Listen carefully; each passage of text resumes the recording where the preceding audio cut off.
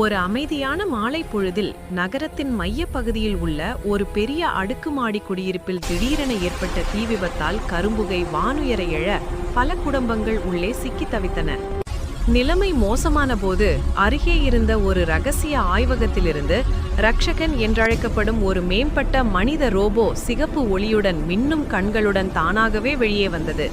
எவ்வித தாமதமும் இன்றி தீப்பிடித்த கட்டிடத்திற்குள் நுழைந்த அது புகை மண்டலத்திற்குள் தனது சென்சார்கள் மூலம் உயிர்களை கண்டறிந்து பயந்து நடுங்கிய தாயையும் குழந்தையையும் இடிபாடுகளுக்குள் சிக்கியிருந்தவர்களையும் தனது உறுதியான மற்றும் அபார பலத்தால் மீண்டும் மீண்டும் உள்ளே சென்று பத்திரமாக மீட்டது.